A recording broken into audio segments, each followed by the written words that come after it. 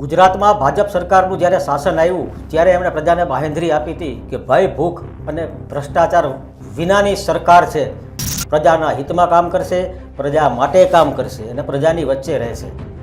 પણ છેલ્લા કેટલાક વર્ષોથી જે ઘટનાઓ સામે આવી રહી છે એ જોતાં ભય વિનાની ભ્રષ્ટાચારની ભૂખવાળી સરકાર હોય એવું દેખાઈ રહ્યું છે. રાજકોટમાં 2 ઇંચ વરસાદ આવે તો પણ ગોઠણ સમાણા પાણી ભરી જાય છે. 30 ઇંચ વરસાદમાં તો રસ્તા ગાયબ થઈ ગયા. ચૂંટણી પછી 5 વર્ષ માટે કોઈ પણ કોર્પોરેટર નેતાઓ દેખાતા નથી. એવી રીતના વરસાદ આવે એટલે રસ્તાઓ ગાયબ થઈ જાય છે.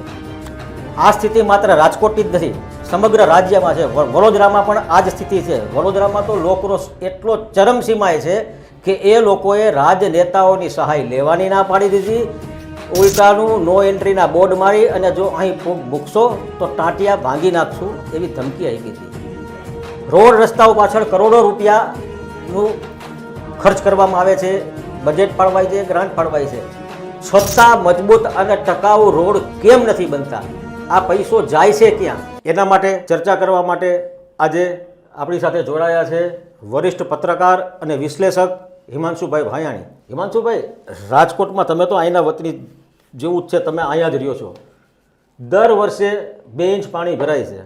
2 ઇંચ વરસાદ પડે એટલે તમામ રોડ ઉપર પાણી ભરાઈ જાય છે. વાહન તો ઠીક, હાલવાની તો વાત જ નથી આવતી, વાહન પણ પસાર નથી થઈ શકતા.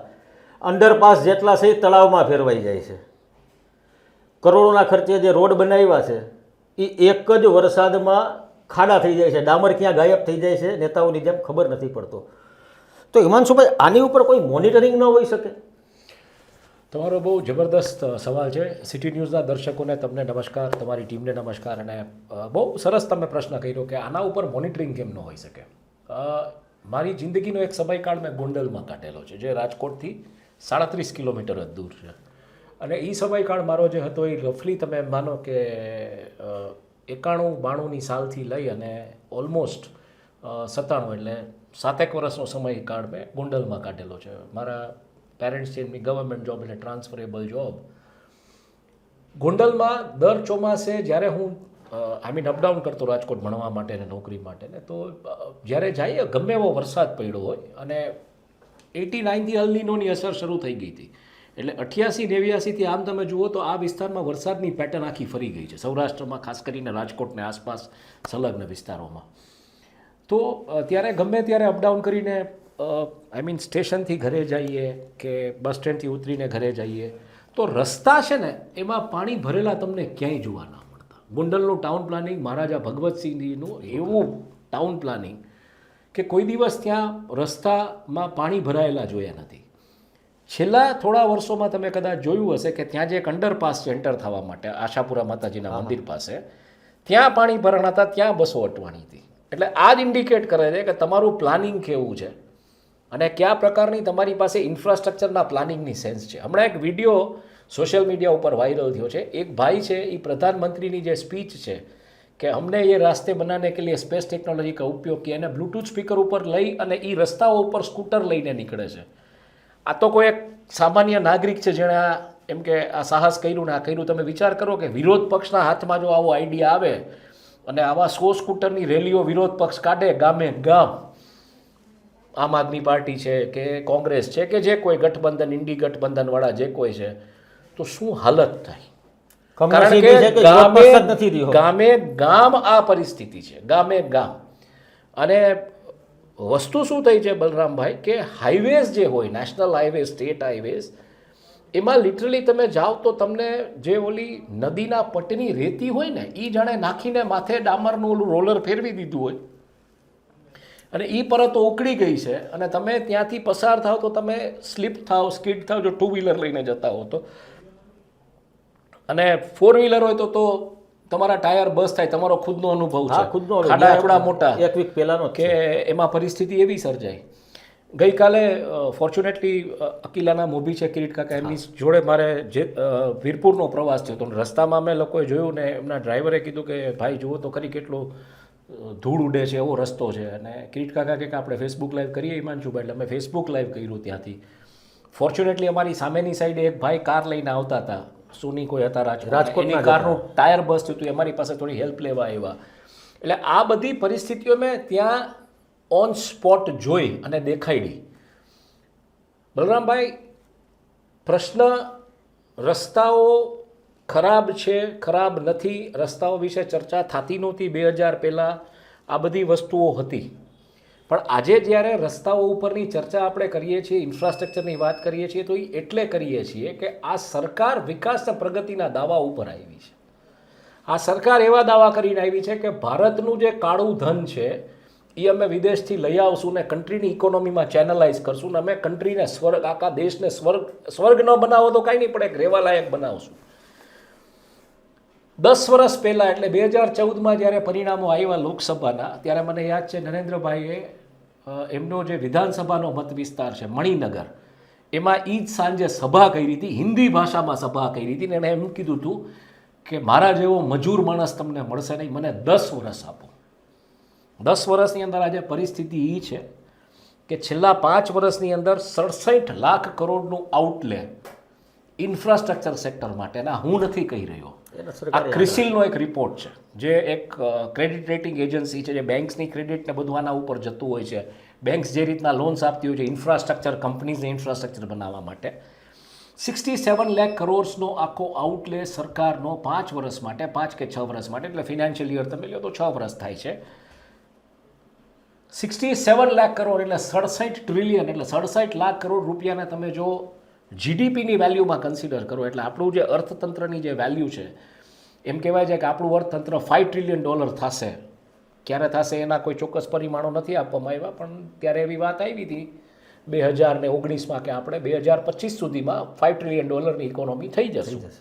એટલે હજી આ ફિસ્કલ યર જે છે 25-26 આવશે એટલે આપણને ખ્યાલ આવી જશે 24-25માં લગભગ આપણે એ દિશામાં જઈ રહ્યા છીએ. તો અત્યારે આપણું જે અર્થતંત્ર છે એ $3.9 ટ્રિલિયન એટલે $3.9 લાખ, એને તમે ગુણ્યા 85 કરો એટલે રફલી આંકડો થાય છે 340 લાખ કરોડની આસપાસ. કેટલો? 340 લાખ કરોડ, એટલે 34 ગણું રિલાયન્સ ઇન્ડસ્ટ્રીઝનું જે ટર્નઓવર છે એટલી ભારતની અર્થવ્યવસ્થા કે એની ઇકોનોમી છે. અને આ ભારત રિલાયન્સ ઇન્ડસ્ટ્રીઝનું ટર્નઓવર 10 થી 12 લાખ કરોડની આસપાસ છે, એટલે એનું 34 ગણું 340 લાખ કરોડ. અને આ જે 67 લાખ કરોડનો આઉટલે છે ઇન્ફ્રાસ્ટ્રક્ચર માટે, એ તમે જો એને પર્સન્ટેજ વેલ્યુમાં કન્સિડર કરો તો રફલી રિલાયન્સ ઇન્ડસ્ટ્રીઝનું જે દોઢું નહીં પણ રિલાયન્સ ઇન્ડસ્ટ્રીઝનું જે ટર્નઓવર 6 ગણું, 6.5 ગણું કરો, 7 ગણું કરો એટલું છે. અને ઇકોનોમીની જે વેલ્યુ છે, ઇકોનોમીની જે $3.9 ટ્રિલિયન એટલે 340 લાખ કરોડની જે વેલ્યુ છે એના 21%. એટલે આપણે 340 એવી રીતના લઈએ છીએ કે ડોટ ટુ ડોટ કનેક્ટ નથી કરતા, પણ જે કાંઈ ડોલરની વેલ્યુને આપણે અત્યારે કન્સિડર કરીએ તો એ રીતના. એટલે અને એને તમે જો જીએસટી કલેક્શનના આંકડા સાથે સરખાવો તો જીએસટી કલેક્શનના આંકડા સરકારના લગભગ 18 થી 20 લાખ કરોડના છે. એટલે જીએસટીનું 3 વર્ષનું જે કલેક્શન હોય એની આસપાસનો આંકડો થાય છે. અને આ હાલત છે. જાણીને તમને હજી નવાઈ લાગશે, તમને ઝટકો ન્યા લાગશે કે આગામી 5 વર્ષ માટે કે 6 વર્ષ માટે આ આઉટલે છે એ ડબલ કરવામાં આવ્યું છે, 143 લાખ કરોડ કરવા, 67 લાખમાંથી 67 લાખમાંથી. બરાબર. હવે આ 143 લાખ કરોડ થશે એટલે 2025માં જો તમે $5 ટ્રિલિયન ઇકોનોમી થાવ છો, તમે અત્યારે 3.9 છો એટલે $1.1 ટ્રિલિયન જો તમે ઇકોનોમી થઈ જાઓ છો, તો આ આઉટલે છે એ $5 ટ્રિલિયન એટલે લગભગ 425 લાખ કરોડ. એના તમે 143 લાખ કરોડ લ્યો તો આ વેલ્યુએશન થાય 34%. એટલે તમે 21% જે વેલ્યુએશન હતું એમાં તમે કોઈ ક્વોલિટી તો આપી નથી, અને એમાં તમે આઉટલેનો વધારો આમ તમે જોવા જાઓ તો સીધો 14%, 13 થી 14% વધારી દીધો છે અને 34% થાય છે. અને એમાં એક નવો ક્લોઝ આવી રહ્યો છે કે 40% સરકાર અને 60% પ્રાઇવેટ કંપની. એટલે જેમ તમે રેલનું ખાનગીકરણ કર્યું એ રીતના તમે રોડનું ખાનગીકરણ કરશો, વધારે ટોલ ટેક્સ આપશો. એટલે શું આ ગુણવત્તા એટલે તમે પીરસી છે કે તમે જેથી કરીને તમે એમ કહો કે આ ગુણવત્તા નથી સરકારની એજન્સીઓ હેન્ડલ કરી શકતી કે નથી કાંઈ કરી શકતી, એટલે અમે પ્રાઇવેટને આપીએ છીએ. અને શું કામ પ્રાઇવેટને આપો છો તો કે એક ઉદ્યોગપતિએ સિમેન્ટ કંપનીઓ લીધી છે એટલે એની સિમેન્ટ વાપરવા માટે થઈ અને સિમેન્ટના રસ્તા બનાવશું, એમાં 40-60નો રેશિયો અને ઈ ઉદ્યોગપતિ તમે ઘરની બહાર નીકળો 1 કિલોમીટર ચાલો એટલે ટોલ ટેક્સ લે. હા, એના માટે છે આ. તમે આ બહુ વાહન મોટો ખરીદો, પ્રશ્ન. વાહન ખરીદો એટલે પેલા રોડ ટેક્સ આપો છો. તમારે જીએસટી આપવાનો, તમારે રોડ ટેક્સ આપવાનો, તમે એના ઉપર ટોલ ટેક્સ આપવાનો. તમે માની લ્યો કે આ તમારું ટાયર બસ થયું કે જે કંઈ થયું, નવું ટાયર લેવા જાવ તો એના ઉપર તમારે તો જીએસટી ખરેખર આ ટોલ ટેક્સ જે વસૂલતા હોય છે કોન્ટ્રાક્ટર, જેના કોન્ટ્રાક્ટ અપાય છે, તો આવા ટાયરો ફાટતા હોય ને વાહનમાં નુકસાન થાય કે અકસ્માત થાય, એનો ખર્ચો એ લોકો પાસેથી સરકારે લેવો જોઈએ. પ્રિસાઇઝલી. એટલે આ બધી પરિસ્થિતિમાં તમે મને એ સમજાવો કે જ્યારે તમે આઉટલે મોટો કરો છો, 40-60નો રેશિયો લઈ જાઓ છો, તો તમે શું કહેવા માંગો છો કે તમે આગામી દિવસોમાં આ વસ્તુને પ્રાઇવેટાઇઝ કરશો?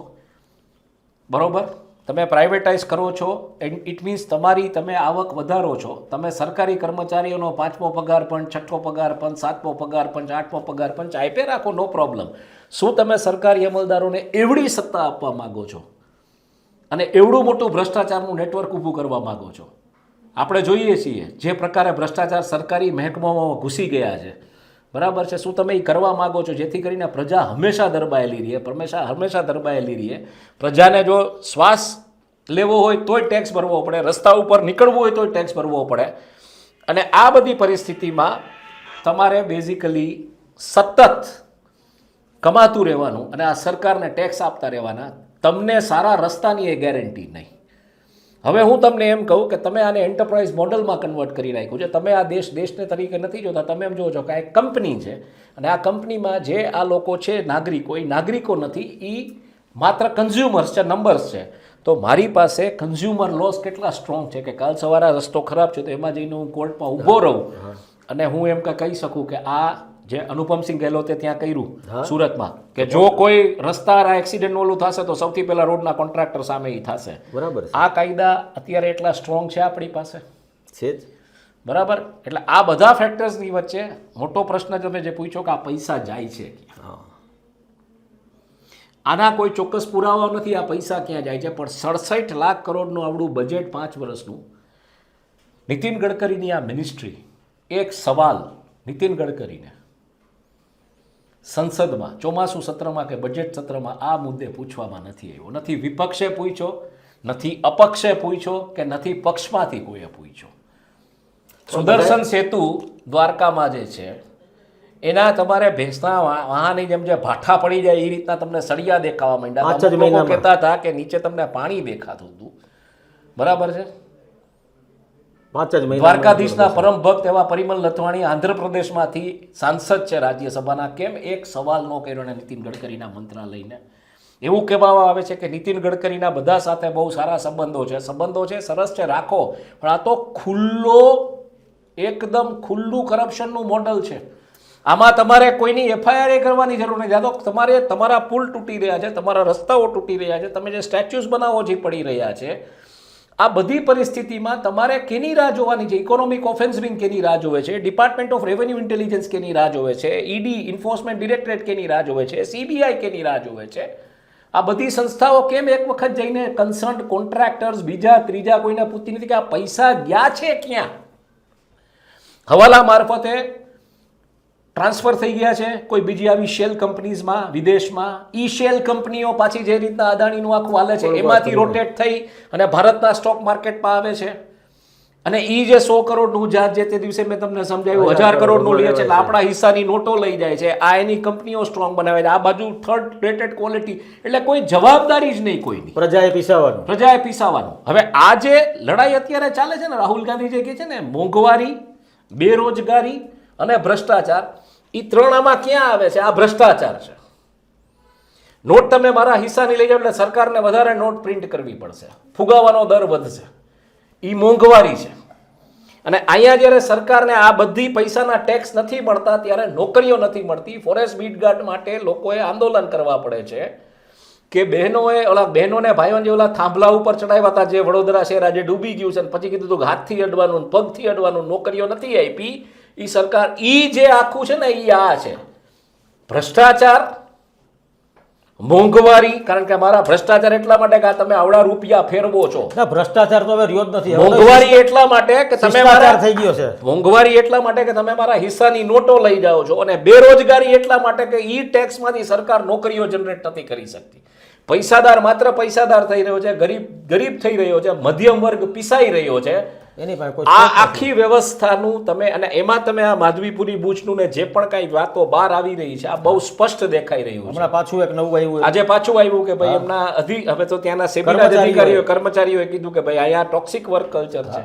કે એ હદે એટલે આ બધું હવે તમને એ દિશામાં લઈ જાય છે અને આમાં સરકાર શું જવાબ આપશે, સરકારની શું જવાબદેહી બને છે, સરકારની શું એકાઉન્ટેબિલિટી બને છે, આ બહુ મોટો પ્રશ્ન છે. તમે જે ભ્રષ્ટાચારની વાત કરો તો ખરેખર ભ્રષ્ટાચાર ભારતમાં છે જ નહીં, હવે શિષ્ટાચાર થઈ ગયો છે.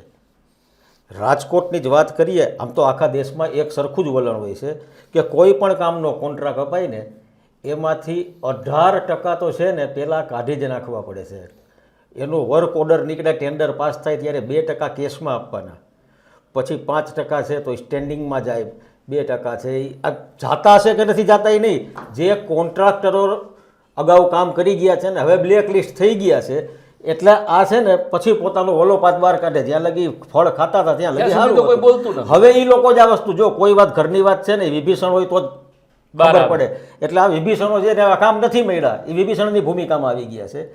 અને રાજકોટમાં આપણે જોયું જ છે, અગ્નિકાંડમાં જોયું છે, આ પછી સીલો મારી તો 137 તમારા માધ્યમથી આજે મારે ખાલી એટલો પ્રશ્ન કરવો છે કે ભ્રષ્ટાચારમાં ખાલી અધિકારીઓ સામેલ છે એના કરતાં વિશેષ આપણે આ બલરામભાઈ આગળ જઈએ.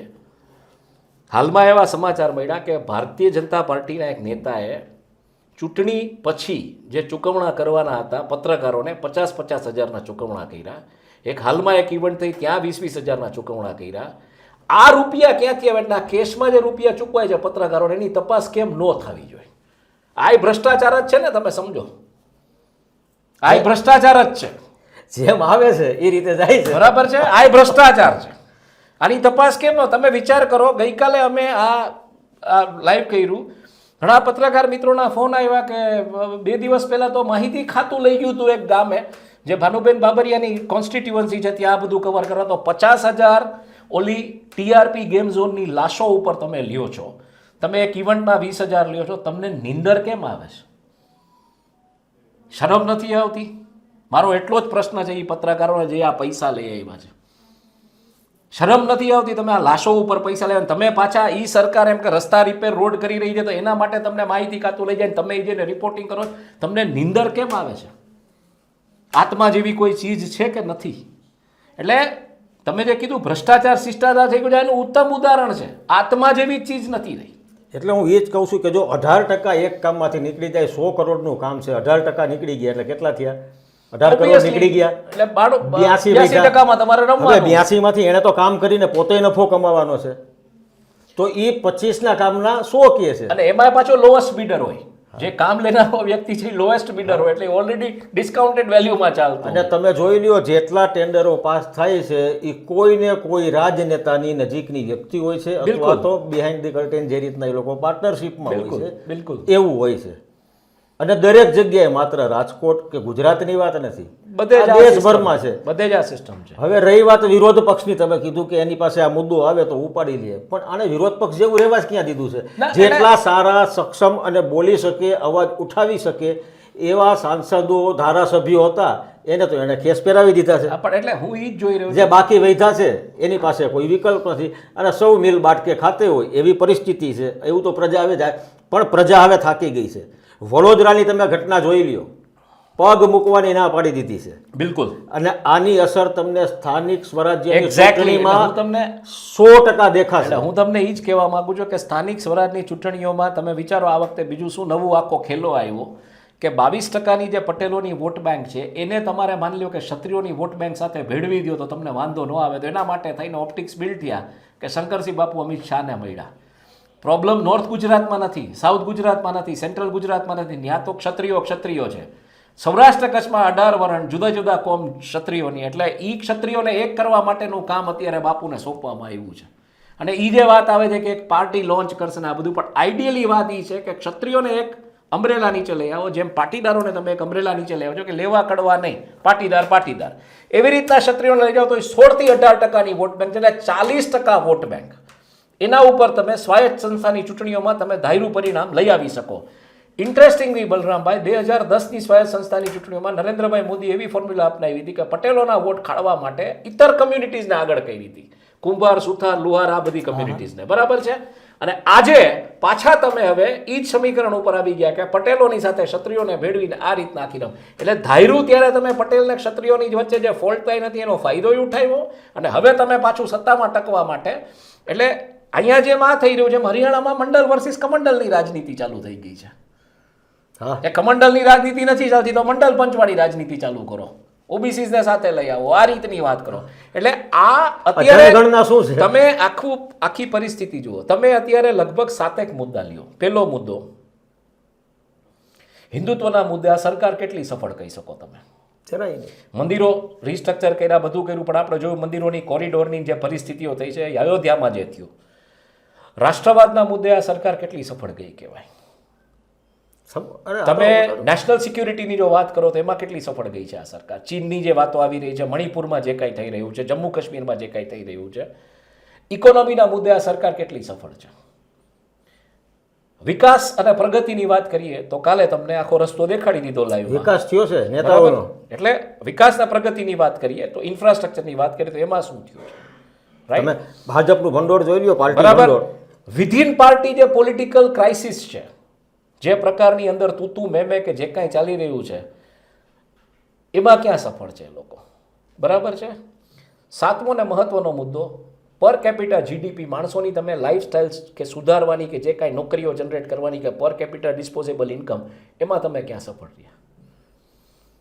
તમે ક્લાઇમેટ ચેન્જનું ડિપાર્ટમેન્ટ ગુજરાતમાં શરૂ કરેલું છે, વર્ષોથી ચાલે છે, 1100-1200 કરોડ જેવી એની ઓલું તમે એલોકેશન આપેલું છે. વડોદરાની હાલત તમે જુઓ. આ ક્લાઇમેટ ચેન્જના ડિપાર્ટમેન્ટની જવાબદારી શું આવે છે? બરાબર છે. તમે આ બધા જ મુદ્દા ઉપર જુઓ અને તમે એક વસ્તુ યાદ રાખજો, તમે દરેક વખતે દરેક માણસને મૂર્ખ નથી બનાવી શકતા. તમે એક સમયે એક જૂથને મૂર્ખ બનાવી શકો છો, એક વર્ગને મૂર્ખ બનાવી શકો છો, એક વખત, બે વખત. દરેક વખતે દરેક લોકોને તમે મૂર્ખ નથી બનાવી શકતા. એટલે આ તમામ મુદ્દાઓ તમે જુઓ, ક્યાંય હવે નથી જ્યારે રહેતું ત્યારે આવા ઓપ્ટિક્સ બિલ્ડ થાય છે કે બાપુ આવી રહ્યા છે, બાપુ એક પાર્ટી લઈને આવી રહ્યા છે. 150થી વધારે નેતાઓ ખતમ થઈ ગયા. જો ખરેખર ગુજરાતમાં એક પાર્ટી જ ઊભી કરવાની હોત તો 150 એક મંચ ઉપર આવ્યા હોત. મોટા મોટા નામી નેતાઓ, ડૉક્ટર જયનારાયણ વ્યાસ, સુરેશ મહેતા, પ્રબોધ રાવળ, ભાજપની જ અંદરની હું વાત કરું છું, કોંગ્રેસની તો વાત નથી કરતો. બરાબર. આ તમામ નેતાઓ ખતમ થઈ ગયા. ઈ એક જૂટ નો થઈ શક્યા કોઈ દી. હવે તમે એમ કહેવા માંગો છો કે શંકરસિંહ એક પાર્ટી લોન્ચ કરશે, શંકરસિંહ આખું મેજિક વાઇન્ડ ચલાવશે ને શંકરસિંહ આખું બધું કરી દેશે. શંકરસિંહનો હતો, રૂતબો હતો, છે.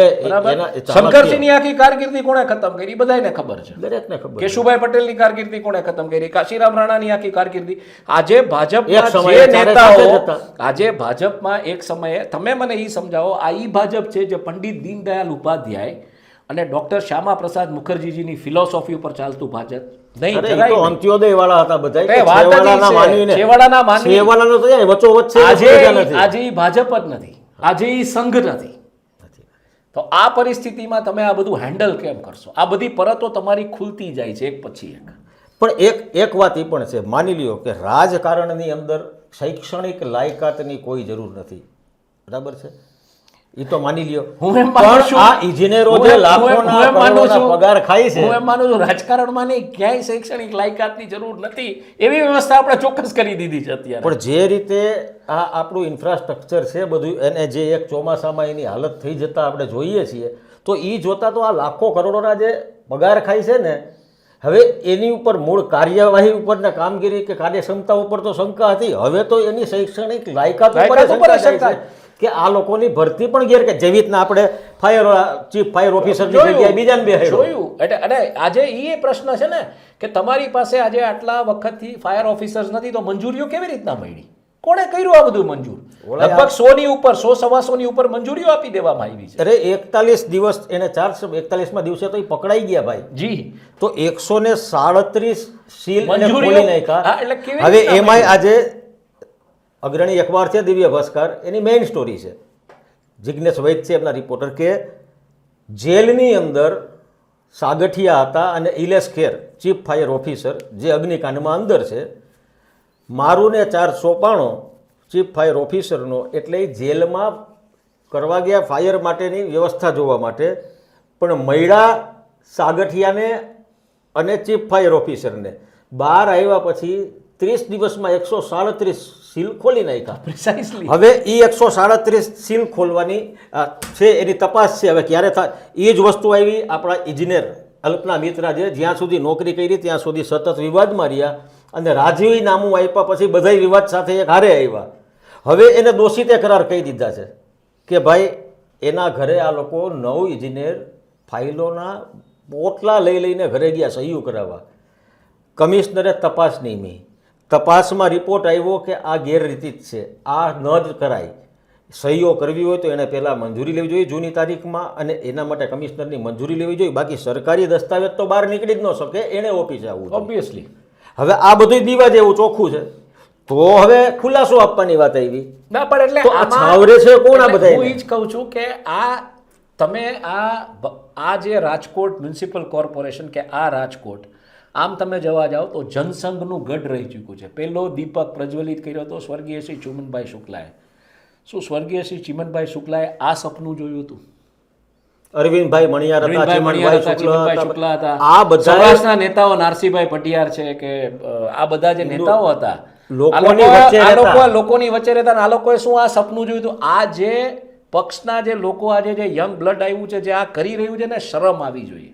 હિમાંશુભાઈ, ત્યારે તો એવી પરિસ્થિતિ હતી કે પ્રજાએ ફરિયાદ કરવાનો જવું પડતું. એક્ઝેક્ટલી. આ લોકો નગરચર્યા એને ખબર પડતી કે અહીંયા ખોટું છે, અહીંયા ખોટું છે, અને ઈ સોલ્વ કરાવતા. આજે ત્યારે કોંગ્રેસ એને રાષ્ટ્ર વિરોધી નો કહેતો. કોંગ્રેસ ઉલટાનું જે કોઈ આ મનરસિંહજી જાડેજા છે કે બેસીને સંવાદ કરતા એમની જોડે, દાદા ને બધા, અને એનો નિકાલ લઈ આવવાનો પ્રયત્ન થતો. એ પણ પ્રજાલક્ષી હતું. જેમ તમે ગોંડલનો દાખલો આપ્યો તો ભગવતસિંહ છે, એ પ્રજા વત્સલ હતા.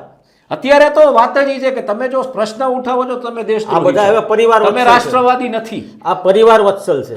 પરિવાર વત્સલ કરતા હું તો એવું માનું છું, જો પરિવાર હોય ને બલરામભાઈ, તો પરિવારે તમને ખોટું ન કરવા દે. હા, બે માન્યતાઓ બહુ ખોટી છે આપણી રાજનીતિમાં, કે આ બધા પરિવારવાદ. પરિવારે કોઈ દિવસ તમને ખોટું ન કરવા દે. પરિવારમાં કોક બે વ્યક્તિ તો એવી હોય જ, એ એમ કે ભાઈ આ બરોબર નથી. કોક વડીલ હોય, તમારા ઘરની કોઈ સ્ત્રી હોય, તમારા ઘરના બાળકો, એ ન સ્વીકારે. આ પરિવારવાદ એ નથી, આ સ્વાર્થ જ છે. બીજું એવું કહેવામાં આવે છે કે રાજનીતિમાં ગુંડા ઘૂસી ગયા છે. તમે તો ક્રાઇમ કવર કર્યું છે. હું એવું સ્પષ્ટપણે માનું છું, ખરેખર ગુંડા હોય ને તો લો એન્ડ ઓર્ડરની આ પરિસ્થિતિ ન હોય. આ તો સત્તામાં આવ્યા પછી તમે એ જે આસપાસની જે સિસ્ટમ છે એના ઉપર તમે તમારી જાતને ગુંડા સમજો છો. ગામે ગામ સૌરાષ્ટ્રના એક જમાનામાં ગુંડાઓથી મશહૂર હતા, અને ત્યારે કોઈ દિવસ ગામમાં નાના માણસને હેરાન ન થવા દેતા, એને ન્યાય માટે તડપડવા ન દેતા. એ ન્યાય કરતા એની રીતે. એટલે આપણે કોઈ એવી સિસ્ટમને એડવોકેટ નથી કરતા, પણ જો કોઈ એમ કહેતું હોય કે રાજકારણમાં ગુંડાઓ પ્રવેશ, બે સ્ટેટમેન્ટ અમે માનતો. રાહત ઇન્દોરીનો આ શેર હતો જ ને કે જો હાદસા હુઆ ही नहीं वो अखबार में आ जाएगा. બસ કરો કદર ચોર ઉચક્કો કી ન જાને કલ કિસ સરકાર में आ जाएगा. એટલે ઈ જ વાત છે. ઇન્દોરીનો શોર હતો. એટલે ઈ જ વાત છે. એટલે આ તો ન્યા આવ્યા પછી એમ કહે છે કે અમે આમ હતા ને અમે ગુંડા હતા ને તમે ગુંડાઈ નહોતા. હમણાં જ એક ZEE5 ઉપર એક વેબ સિરીઝ રિલીઝ થઈ છે, મુર્શિદ કે મેનન, એમાં બહુ ઇન્ટેન્સ એક્ટિંગ કરેલી. તમે જોજો, તમને રિયલાઇઝ થાય કે જો ખરેખર આવા લોકો સિસ્ટમમાં આવે ને પાછા, તો એ તમને આ જે કોલકાતા રેપ કેસ ના બધું થાય ન થાય. તમે સૌથી પહેલી વાત છે, ગુંડો રાજકારણી બનતો જ નથી. એક્ઝેક્ટલી, એનો ઉપયોગ જ થાય છે. રાજકીય છત્ર છાયા ન હોય તો એ ગુંડો જ ન બની શકે. એક્ઝેક્ટલી, એ ગુંડો જ ન બની શકે. વસ્તુ જ છે. એટલે આ બે સ્ટેટમેન્ટ છે ને, પરિવાર, હું એવું માનું પરિવાર આટલો કરપ્ટ કોઈ દિવસ ન હોઈ શકે. કોઈ પણ તમે આજે મને કહો કે કોઈ માતા પિતા એવું ઈચ્છે કે એનો છોકરો ખોટું કરીને પૈસા લઈ આવે ઘરમાં, કે કોઈ પત્ની એવું ઈચ્છે કે આ વ્યક્તિ મારો પતિ છે ખોટું કરીને પૈસા લઈ આવે ઘરમાં, કે કોઈ બાળક એવું ઈચ્છે કે મારા પિતા કે મારી માતા ખોટું કરીને ઘરમાં પૈસા લઈ આવે? ઇટ મીન્સ ક્યાંક સંસ્કારોનું સિંચન નથી થઈ રહ્યું. અને આ પરિવારવાદ નથી, આ સ્વાર્થ છે જે કોઈ છે એના માટે. એવું છે કે પહેલા છે ને સંયુક્ત પરિવાર હતા, હવે બધા વિભક્ત કુટુંબો થઈ ગયા છે. એમાં વડીલોની છત્ર છાયા હતી, એ લોકો સંસ્કાર નાનપણથી આપતા. હવે તો અત્યારે આપણે જે આ બધા નામો ચર્ચામાં જોઈએ છીએ ને, એ બધા તો એક જમાનામાં ગામડાઓમાં સંયુક્ત પરિવારોમાં જ રહ્યા છે.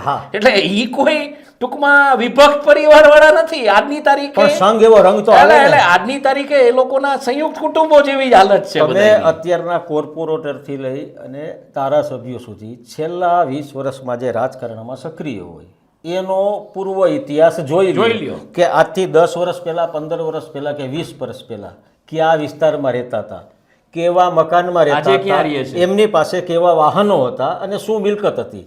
હવે આજે તમે જોઈ લ્યો એટલે આજે કે એ ક્યાં રહે છે. એટલે આજે આ 67 લાખ કરોડ જે છે ને એ એ અહીંયા જાય ડિસ્ટ્રીબ્યુટ થયા છે. છે. એટલે મૂળ વિદેશથી કાળું ધન લાવવાની વાત કરી હતી અને વિકાસની ઈ વાત પાછું કરી ઈ હતી. ધન વિદેશમાં પણ જઈ રહ્યું ખરેખર છે. વિકાસ થશે રાજકારણીઓનો અને એ ધન અને એ ધન જાય છે વિદેશમાં, વિદેશમાંથી આવા અદાણીના એના સ્ટોક્સમાં આવે છે, આપણા હિસ્સાની નોટો ખેંચી વડાપ્રધાન તરીકે એમના બહુ સારા આદર્શો હતા, એમના વિચારો સારા હતા, પણ કોઈ એક વ્યક્તિથી આ થઈ ન શકે. એ ક્યાં જો એ બીજાને મારવા જાય તો પાર્ટી ખતમ થઈ જાય. પાર્ટીને પચાવવા માટે દેશ ખતમ થાય છે. પોઈન્ટ જ એ છે કે આ આખી વ્યવસ્થા ને બીજું એક છે ને એક વૈજ્ઞાનિક સિદ્ધાંત છે, ફિઝિક્સનો એક નિયમ છે law of entropy. Law of entropy એવું કહે છે કે the order in the system either disorder in the system either increases or it remains constant. એટલે જે અવ્યવસ્થા હોય ને આખી સિસ્ટમમાં એ કાં વધે અને કાં એ અચળ રહે. એટલે જો એ વ્યવસ્થા અચળ રહી છે, માની લો કે વસ્તી વધારો થઈ રહ્યો છે તો એ વધવાની સંભાવનામાં છે, અને કાંઈ વધી રહી છે તો એ વધી રહી છે. એટલે આ એક અવ્યવસ્થા વધી રહી છે અને આ વ્યવસ્થાને કેવી રીતના કાઢવી, કેવી રીતનાનો જવાબ આપવો, કારણ કે નાગરિકો પાસે અત્યારે પોતાની રોજીરોટી કમાવામાંથી ફુરસત મળે તો એ ક્યાંક કોકનો ઝંડો ઉપાડીને ક્યાંક ઊભા રહીએ. મૂળભૂત રીતે તમે જુઓ આખી જે ચૂંટણીની પ્રક્રિયા છે એમાં ક્યાંક તમારા હાથમાંથી એ શસ્ત્ર જ છીનવાઈ ગયું છે કે તમે સરકાર બદલી શકો. પેલા નેતાઓ છે ને એ 5 વર્ષે ફરી જતા હા, અને જે કાંઈ બનતું નહીં ટકાઉ હતું. હા. હવે નેતા હવે ટકાઉ થઈ ગયા અને ઇન્ફ્રાસ્ટ્રક્ચર ઇન્ફ્રાસ્ટ્રક્ચર છે ને ફરી બદલી જાય જાય છે. ઈ ખતમ જે થઈ પુલ જાય છે. બનવામાં 4 કે 5 વર્ષ લાગે છે ને એટલો સમય ટકતોય નથી. આ દ્વારકાનો બિલકુલ. સુદર્શન પુલ જોઈ લ્યો ક્લાસિક તમે. એક્ઝામ્પલ છે. પાંચ અને જ ઈ મહિનામાં. અને ઈ સિંગડા કન્સ્ટ્રક્શન વાળાએ પાછા આમાં પૈસા આપેલા છે ઓલામાં ઇલેક્ટોરલ ફંડમાં, ઇલેક્ટોરલ બોન્ડમાં. એ તો નીકળું જ છે એટલે એ નીકળું જ છે બહાર. એટલે આ બધું બહુ સિસ્ટમેટિકલી થઈ રહ્યું છે અને આને તમારે સમજવું પડશે. ને એ જે વાત છે કે મોંઘવારી તમને ક્યાં નડે છે, બેરોજગારી તમને અને ક્યાં આ તો ખરેખર અને બન્યા આ પછી 5 ભ્રષ્ટાચાર મહિના ખાલી ક્યાં પોપડું જ નીકળ્યું. બાકી એવા કેટલાય પુલ છે કે એ બનતા હતા ને તૂટી ગયા છે. કોઈ પણ પ્રકારનો ભ્રષ્ટાચાર હોય બલરામભાઈ, કોઈ નેતાને કોઈ 100-500 કરોડ રૂપિયા આપે છે, કોઈ અધિકારીને કોઈ 5-10 કરોડ રૂપિયા આપે છે. આપણે કરોડમાં એટલે વાત કરીએ કે હવે લાખોની તો કોઈ વેલ્યુ રહી નથી. એ તમારા ને મારા હિસ્સાની નોટો બ્લેક ઇકોનોમીમાં ચેનલાઇઝ કરી રહ્યો છે અને એ ભ્રષ્ટાચારીની સામે અવાજ ઉઠવો જ જોઈએ. તમારી આસપાસે જો આવા કોઈ રહેતા હોય તો અવાજ ઉઠાવો અને કયો કે આ બંધ કરો, કારણ કે આ તમે અમારા હિસ્સાની નોટો લઈ જાઓ છો, તમે મોંઘી ગાડીઓમાં ફરો છો, અમને એનાથી વાંધો નથી, પણ તમારી મહેનતથી કમાયેલા નથી આ પૈસા. આ તમે અમારા હિસ્સાની નોટો ઉપર તરાપ મારી છે એટલે અમારે મોંઘવારીની ઘંટીમાં પીસાવવું પડે છે, બેરોજગારીની ઘંટીમાં પીસાવવું પડે, કારણ કે આ તમારો ભ્રષ્ટાચાર અમને નડે છે. અને આમાં 50,000 લેનારા પત્રકારો આવી ગયા, એને ન લેવા જોઈએ. લાશો ઉપર આ ન લઈ આવાય પૈસા ઘરમાં. આ તમને કોઈ દી સુખેથી જીવા નહીં દે. આ બહુ સ્પષ્ટ વાત છે. એવા ગણ્યા ગાંઠિયા હોય છે. બાકી તમે સૌરાષ્ટ્રનું અને ગુજરાતનું પત્રકારત્વ 100% જોયું જ છે. સારું છે, પણ આજે કે એ હંમેશા ક્યારેય ચલિત નથી થયું. આજે નવો ફાલ આવ્યો છે ને, આ નવા ફાલને હજી પત્રકારત્વ શું છે એની વેલ્યુ જ નથી. એને એ જે પાવર છે ને પત્રકારત્વનો બલરામભાઈ, એની વેલ્યુ જ નથી, સમજ્યા? એટલે એ કહેવું પડે છે કે આ પૈસો ઘરમાં ન નાખતા, મહેરબાની કરીને. તો દર્શક મિત્રો, આજે આપણે જાણ્યું કે આ રોડ રસ્તા કરોડોના ખર્ચે બને છે, એ એક જ વરસાદમાં ક્યાં ગાયબ થઈ જાય છે. તો આ છે ભય વિનાનો ભ્રષ્ટાચાર, કે જેને હવે શિષ્ટાચાર કહેવાય છે. અને જેમણે એમ કીધું કે હક માટે જાગવું પડશે, તો સીધી ને સટ વાત છે કે સવાલદાર પ્રજાને જ જવાબદાર તંત્ર મળે. જો તમે સવાલ નહીં કરો, હક નહીં માંગો, તો આના કરતાં પણ ખરાબ પરિસ્થિતિમાંથી નીકળવું મળશે. આવા જ વિષયો સાથે ફરી મળતા રહીશું. ત્યાં સુધી અમને રજા આપશો. નમસ્કાર.